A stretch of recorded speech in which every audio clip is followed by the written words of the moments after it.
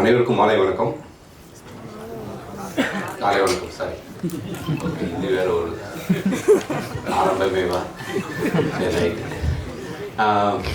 எனக்கு வந்து வின்சிராஜ் என்னுடைய நெருங்கிய நண்பர். அவர் என்னுடைய நிறைய படங்களுக்கு போஸ்டர் டிசைன் பண்ணியிருக்கார். நல்ல ஒரு ஹியூமன். அவர் வந்து லியோ ஜான் படம் பற்றி நிறையா சொல்லிகிட்டே இருப்பார். அவர் எடிட்டராக இருக்கும்போதும் கூட அவர் கூட ஒர்க் பண்ணுங்க அப்படின்னு சொல்லியிருக்காரு என் கூட. அவருடைய முதல் திரைப்படம் அப்படிங்கும்போது நான் அதுக்கு முன்னாடி அவரை நான் இன்னைக்கு தான் ஃபஸ்ட் டைம் நான் பார்க்குறேன் லியோ ஜான் பாலை. ஸோ அந்த டே 1 ஃப்ரைடே வந்து நான் திருவண்ணாமலை கோயிலுக்கு போனதுனால என்னால் படம் பார்க்க முடியல. ஸோ சாட்டர்டே வந்து நைட் என்னுடைய நண்பர்களோட படம் பார்த்தேன். ஸோ எனக்கு தெரிஞ்ச ஒரு 60% வந்து ஃபேமிலி க்ரௌடு தான். அவ்வளோ என்ஜாய் பண்ணி பார்த்தாங்க.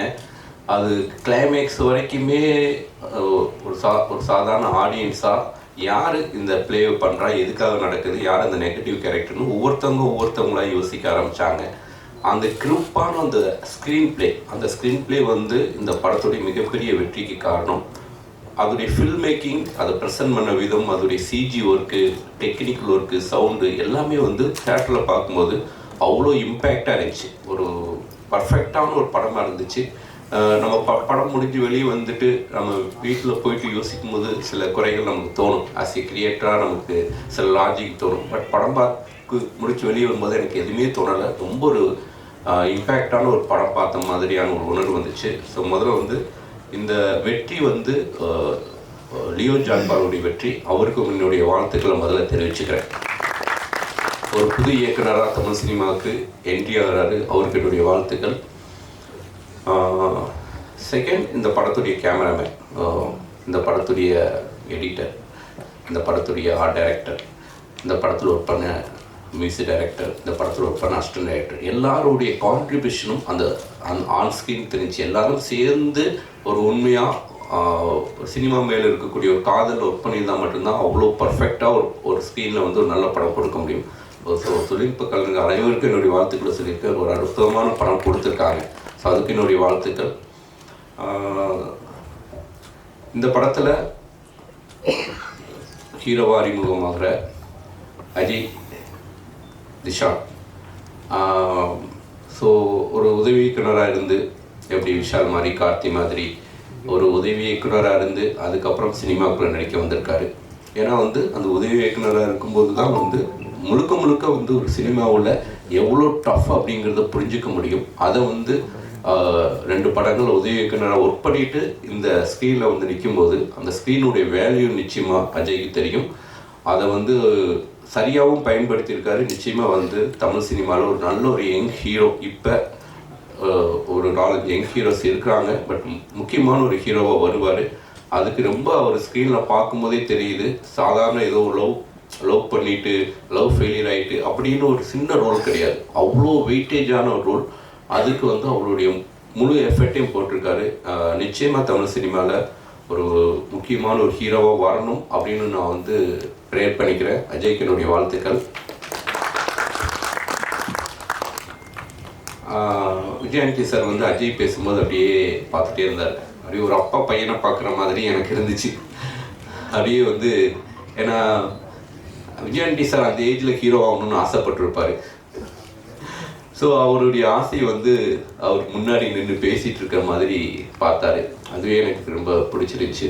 நிச்சயமாக வந்து அஜய்க்கு வந்து நல்ல ஒரு எதிர்காலம் இருக்குது. அப்புறம் இந்த படத்தில் ஹீரோயின் ஷஷ்மிதா, ஸோ அவங்க வந்து இந்த படத்தில் வந்து ஒரு பையனாக நடிச்சிருக்காங்க அப்படி தான் சொல்லணும். ஒரு பாய்கட்டில் ஒரு ஷாட் வரும், நேஷ் ஷாட், அது என்ன பெர்ஃபார்மன்ஸு, அது பார்க்கும்போதே ஏதோ ஹாலிவுட் படம் மாதிரி இருந்துச்சு. ரொம்ப ஒரு அவ்வளோ இன்டென்ஸான அந்த ரியாக்ஷன், அது ரொம்ப ரொம்ப புதுமையாக இருந்துச்சு, ரொம்ப இம்பேக்டாக இருந்துச்சு. நிச்சயமாக அவங்க தான் இந்த படத்துடைய மெயின் பில்லர். அவங்களுக்கு என்னுடைய வாழ்த்துக்கள். இந்த படத்தில் வந்து ரிஜிட்டா வந்து நான் அவங்களுடைய ஃபஸ்ட்டு படம் பார்த்துட்டு நம்ம ஸ்கின் டோனில் ஒரு பொண்ணு, அது தமிழ் பேசுகிற ஒரு பொண்ணு, பிரிக்கிட்டாவா? ஓகே, வெஜ் பிரியாணி மாதிரி ஆயிடுச்சு. ஓகே, பிரிக்கிட்டா வந்து அவங்களுடைய ஃபஸ்ட்டு படம் பார்த்துட்டே நான் வந்து அவங்களை கூப்பிட்டு பேசுகிறேன். ரொம்ப நம்மளுடைய நேட்டிவிட்டி ஸ்கின் டோன் அப்படின்ட்டு என்னுடைய 2 படங்களும் கூட நான் வந்து மார்கழி திங்களாக இருக்கட்டும், டுகேலர் ஸ்டோரியாக இருக்கட்டும், அவங்கள்ட்ட பேசும்போது அவங்க வேறொரு படங்களை நடிச்சிட்டு இருந்ததுனால அவங்களோட ஒர்க் பண்ண முடியல. பட்டு தமிழ் சினிமாவில் முக்கியமான ஒரு ஹீரோயினாக நிச்சயமாக வருவாங்க. ஏன்னா நம்மளுடைய ஸ்கின் டோன் ரொம்ப அழகாக நடிக்கிறாங்க, நல்லா தமிழ் பேசுகிறாங்க, அவங்களுக்கும் நல்ல ஃபியூச்சர் இருக்குது. இந்த படத்தில் வந்து தனஞ்சய் சார் எப்பயுமே வந்து ஒரு தமிழ் சினிமாவுக்கு வந்து ஒரு எனர்ஜியான ஒரு மனிதர். எந்த படமாக இருந்தாலும் அது ஒரு ஹானஸ்ட்டாக சப்போர்ட் பண்ணுவார். அதுவும் வந்து விஜயாண்டனி சாருக்கு வந்து ஒரு பெரிய மாரல் சப்போர்ட். எதுவும் அந்த எப்போ ஃபோன் பண்ணாலும் சினிமாவை பற்றி மட்டுமே பேசக்கூடிய, சினிமாவை நேசிக்கக்கூடிய ஒரு மனிதர். ஸோ அப்படிப்பட்ட ஒரு மனிதர் இந்த படத்தில் வந்து ஒரு சப்போர்ட்டராக, இந்த படத்துக்கும் அவருக்கும் எந்தவித சம்மந்தம் கிடையாது, இருந்தாலும் வந்து ஒரு சப்போர்ட்டராக வந்து இறங்கி வேலை செய்கிறாரு. அவருடைய நிஜமான கருத்துக்களை வந்து ஓப்பனாக விஜயாண்டனி சார்ட்ட, நான் செஞ்சு விஜயாண்டனி சார்ட்ட ரொம்ப ஹானஸ்ட்டாக ஓப்பனாக பேசக்கூடிய ஒரு ஆள் அவர் தான் நினைக்கிறேன். ஸோ அவர் லவ்வர்ஸ் மாதிரி 2 மணி நேரம்லாம் பேசுவாங்க 2 பேரும். ஸோ அந்த அளவுக்கு வந்து 2 பேரும் அந்த நட்பு அது வந்து ஆரோக்கியமானது. ஸோ அவருக்கு என்னுடைய வாழ்த்துக்களை தெரிவிச்சுக்கிறேன். பத்திரிகை நண்பர்கள், எனக்கு வந்து எல்லாருமே எனக்கு ரொம்ப அண்ணன்ட்டு நான் எல்லார்ட்டையும் நல்லா பேசுகிறேன். எல்லாருக்கும் நிறைய ப்ரெஸ் மீட்டு நிறைய இடங்களுக்கு நான் போனதுனால எனக்கு பத்திரிகை நண்பர்கள் எல்லாருமே எனக்கு வந்து ஒரு கூட பிறந்த அண்ணன் மாதிரி அப்படி தான் நான் பழகுவேன். கவிதா சிஸ்டரும் கூட வந்து நான் ஃபங்க்ஷனில் தான் பார்த்துருக்கேன். பட் அவங்களோட வந்து ஒரு ஒரு என்னென்னா வந்து ரொம்ப ஜெனூனாக ஒரு ஒரு கருப்பான ஒரு ஸ்கின் டோன் இருந்துக்கிட்டு ஒரு ஸ்க்ரீனில் வந்து பேச்சு மூலமாக ஒரு அட்ராக்ட் பண்ணுற வந்து ஒரு அந்த தகுதி, அந்த தன்மை இருக்குதுங்களே, அது வந்து ரொம்ப நல்லா இருக்குது.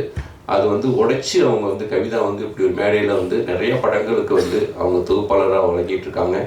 அவங்களுக்கு வந்து என்னுடைய வாழ்த்துக்களை தெரிவிச்சுக்கிறேன். எதுக்காகனா நம்ம ஒரு குடும்பங்கிறதுக்காகத்தான் நான் இந்த டாப்பிக்கே எடுக்கிறேன். சினிமாவுங்கிறது நம்ம எல்லாருமே வந்து நீங்களாம் சேர்ந்து தான் நாங்களாம் சேர்ந்து தான் நீங்கள், ஸோ எல்லாம் சேர்ந்து தான். பட்டு சமீபத்தில் டிஎன்ஏ திரைப்படமாக இருக்கட்டும், மார்கன் திரைப்படமாக இருக்கட்டும், பிகினிங் ஃபஸ்ட்டு 2 days ரிவ்யூ பார்க்கும்போது ரொம்ப பாசிட்டிவான ரிவ்யூவே இல்லை. சரி என்னடா இவ்வளோ ரிவ்யூ வந்து இப்படி இருக்குது அப்படின்ட்டு அப்புறம் ஸ்க்ரீனில் தேட்டருக்கு போனால் படம் எனக்கு ரொம்ப பிடிச்சிருந்துச்சி, ரொம்ப என்கேஜிங்காக இருந்துச்சு. இந்த திரைப்படத்தை எதுக்கு இவ்வளோ ஒர்த்லெஸ் படம் அப்படின்லாம் சொல்லியிருக்கிறாங்க அப்படின்லாம் எனக்கு ரொம்ப வருத்தமாக இருந்துச்சு. டிஎன்ஏ திரைப்படத்துக்கும் அது நடந்துச்சு, இந்த திரைப்படத்துக்கும் அது நடந்துச்சு. ஸோ என்னென்னா இப்போ ஒவ்வொரு யூடியூபர்ஸாக இருக்கட்டும், எல்லாருமே வந்து உங்களுக்கான அந்த வியூவர்ஸ்க்கு நீங்கள் உண்மையாக இருங்க. அதுதான் நான் சொல்கிறது.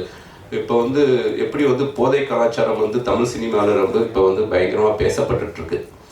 அது வந்து ரொம்ப நாளாக நடந்துட்டு இருக்குது, இப்போ தான் வந்து தெரிஞ்சிருக்குது, இப்போ தான் அது வந்து வெளியே வந்துருக்குது. ஸோ அதே மாதிரி வந்து யூடியூப்பில் வந்து பணம் வாங்கிட்டு ரிவ்யூ பண்ணுற ஒரு கலாச்சாரம் ரொம்ப நாளாக நடந்துட்டு இருக்குது. அது வேண்டாம், அது ஆரோக்கியமான விஷயம் கிடையாது. அது வந்து உங்களை ஃபாலோ பண்ணுற அந்த வியூவர்ஸ்க்கு நீங்கள் துரோகம் பண்ணுற மாதிரி. அது வந்து என்னை தயவு செஞ்சு அது மாதிரி பண்ணாதீங்க. உங்களுக்கு என்ன ஜெனுவனான ஒப்பீனியன் தோணுதோ அதுக்கு பண்ணுங்கள். உங்கள் யூடியூப்பில் ஆடு கொடுத்தா அதுக்கேற்ற மாதிரி ஒரு ரிவ்யூ பண்ணுறதும், யூடியூப்பில் ஆடு கொடுக்கலன்னா அதுக்கு ஏற்ற மாதிரி ஒரு ரிவ்யூ பண்ணுறதும், அது வந்து ரொம்ப ரொம்ப வருத்தம் அளிக்குது. ரொம்ப ஜெனுவனாக இருக்கணுங்கிறது தான் என்னுடைய ஒப்பீனியன். இது வந்து இப்போ நான் இது மாதிரி பேசுகிறதுனாலும் கூட சில யூடியூபர்ஸ்க்கு என் மேலே கோபம் வரும், இவன் யோகியமா அப்படின்ட்டு. ஸோ நான் யோகியம் தான். ஏன்னா என்னுடைய சினிமாவுக்கு, என்னுடைய தயாரிப்பாளருக்கு நான் ரொம்ப நேர்மையாக தான் நான் படங்கள் பண்ணிகிட்ருக்கேன். ஸோ நம்ம பண்ணுற வேலைக்கு உண்மையாக இருக்கணும் அப்படிங்கிறது தான். அதில் நாம் வந்து ரொம்ப வேணா ப்ரொடியூசர்ஸ் இப்போ வந்து நிறைய வந்துருச்சு. அதாவது ப்ரமோஷன் டீம்னு ஒன்று வராங்க. டீம்னு வந்துட்டு சார் ஃபஸ்ட்டு நாள் வந்து நம்ம வந்து இந்த தேட்டருக்கு ஒரு 100 பேர் அனுப்பணும் சார். எதுக்குடா அப்படின்னா, இல்லை சார் அவங்க வந்து வெளியில் வரும்போது வந்து பாசிட்டிவான ரிவ்யூ சொல்லுவாங்க. ஸோ ப்ரொடியூசருக்கு வந்து என்ன பண்ணுறதுன்னு தெரியல. ஸோ ரிவ்யூ வேணும் அப்படின்ட்டு ஒரு 100 பேருக்கு டிக்கெட் கொடுத்து அனுப்புகிறாங்க. அந்த 100 பேர் வெளியே வந்துட்டு நல்லா இருக்குன்னு போகிறாங்க. அதுவும் பப்ளிக் ஏமாத்துற மாதிரி தான். அப்படியும் தயாரிப்பாளர்கள் பண்ணக்கூடாது. அதே மாதிரி யூடியூபர்ஸே வந்து சில பேரை உள்ளே ஆரம்பிச்சுட்டு ஒரு 10 பேர் ஆரம்பிச்சுட்டு அவன் படம் கூட பார்த்துருக்க மாட்டான். படம் முடிஞ்சு வெளியே வரும்போது அவனும் வெளியே வருவான். படம் சார் அப்படின்ட்டு வந்து அவன் எவ்வளோ தூரம் நெகட்டிவாக வந்து சொல்ல முடியுமோ நெகட்டிவாக சொல்லும்போது அது போய் வைப்ரேஷனாக போய் ரீச் ஆகுது. அது பார்க்குறாங்க அப்படின்ட்டு மக்கள் எதை பார்க்கணும் எதை பார்க்கக்கூடாது நம்ம தான் தீர்மானிக்கணும். ஸோ மக்களுடைய பார்வையை நம்ம மாற்றணும். அந்த மாதிரியான ஒரு பொறுப்பான ஒரு இடத்துல நம்ம இருக்கிறோம். ஸோ அதனால் தயவு செஞ்சு ஒரு படத்தை கில் பண்ணுற மாதிரி விஷயங்கள் பண்ணாதீங்க. அது வந்து நம்மளே கில் பண்ணிக்கிற மாதிரி. நீங்களும் இதே தொழிலில் தான் இருக்கிறீங்க, நாங்களும் இதே தொழிலில் தான் இருக்கிறோம். இப்போ பாருங்கள், கண்ணப்பாங்கிற திரைப்படத்துக்கு வந்து கோர்ட்டில் வந்து யூடியூபர்ஸ் யாரும் என்னுடைய படங்களுக்கு விமர்சனம் பண்ணக்கூடாது அப்படின்ட்டு ஒரு ஸ்டே ஆர்டர் வாங்குறாங்க. அந்த அளவுக்கு வந்து ஒரு ட்ரோல் பண்ண ஆரம்பிக்கிறாங்க. அப்போ என்ன ஆகுதுன்னா, யூடியூபர்ஸ் விமர்சனமும் பண்ண முடியாமல் போகுது. ஸோ தயாரிப்பாளர்கள் அந்த இடத்த நோக்கி நகர ஆரம்பிச்சிருவாங்க. அப்போ வந்து அந்த விமர்சனங்கிற ஒரு விஷயம் சின்ன படங்களுக்கு வந்து கிடைக்காம போயிடும். அந்த மாதிரியான விஷயங்கள் தான். ஒரு சின்ன படங்களை வந்து மக்கள் மத்தியில் போய் சேர்க்கறதே நீங்கள் தான். ஸோ ஒரு தயாரிப்பாளர் பாதிக்கப்படாத அளவுக்கு நான் வந்து ஒரு இயக்குனர் பாயிண்ட் ஆஃப் வியூ, நடிகர் பாயிண்ட் ஆஃப் வியூ நான் பேசவே இல்லை. ஒரு தயாரிப்பாளர் பாதிக்காத அளவுக்கு தயவு செஞ்சு ரிவ்யூ பண்ணுங்கள். ஸோ இந்த விழாவுக்கு வந்து என்னை கூப்பிட்ட லியோ ஜான் பாலுக்கு என்னுடைய நன்றியை தெரிவிச்சுக்கிறேன். ஒரு இயக்குனராக ஒரு மிகப்பெரிய இடத்துக்கு வருவார் அப்படின்ட்டு அவரை நான் வாழ்த்துறேன். Thank you so much. வணக்கம். முதல்ல நான் தாமதமாக வந்ததுக்கு மன்னிக்கவும். நான் வந்து ஈஞ்சம்பாக்கத்தில் கிளம்புனா கிட்டத்தட்ட 2 மணி நேரம் ஆகிடுச்சு வர்றதுக்கு. அதுக்குள்ளே நீங்கள் ஆரம்பிச்சிங்க சார், நான் வந்து ஜாயின் பண்ணிக்கிறேன்னு விஜய் ஆண்டனி சார் கிட்ட சொன்னேன். முதல்ல அதுக்கு மன்னிப்பு கேட்டுக்கிறேன். அடுத்த மன்னிப்பு வந்து மார்கன் படம் நான் இன்னும் பார்க்கல.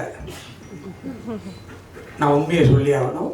ஆனால் அந்த படத்தினுடைய ட்ரெய்லரை எனக்கு ஒரு 2-3 மாதத்துக்கு முன்னாடியே அவர் ஆஃபீஸில் கூப்பிட்டு எனக்கு போட்டு காமிச்சார். அப்போவே அது எனக்கு ரொம்ப பிடிச்சிருந்தது, ரொம்ப நல்லா இருந்தது. அதில் அஜய் ரொம்ப நல்லா நடிச்சிருந்தாப்புல, லியோ ஜான் பால் டைரக்ட் பண்ணியிருந்தாரு. ஒரு இன்ட்ரெஸ்டிங்காக, ஒரு டிஃப்ரெண்ட்டாக இருந்தது. அப்போவே நான் அவர்கிட்ட சொன்னேன், சார் இது ரொம்ப நல்லா வந்திருக்கு அப்படின்ட்டு. 2 நாளாக நான் ட்ராவலிங்கில் இருக்கிறதுனால பார்க்கல. நிச்சயமாக இன்றைக்கி நைட்டு நான் படம் பார்த்துக்குவேன் சார். ஸோ ஒரு நல்ல படம் வந்திருக்கு, படம் நல்லா இருக்குது அப்படின்னு நான் ரிவ்யூ மட்டும் கேட்டுருவேன். எவ்ரி ஃப்ரைடே எனக்கு வந்து ஒரு சாயந்தரம் 5 மணி ஆச்சுன்னா எனக்குன்னு ஒரு ஃப்ரெண்டு இருக்கார். அவர் பேரை நான் சொல்ல விரும்பலை.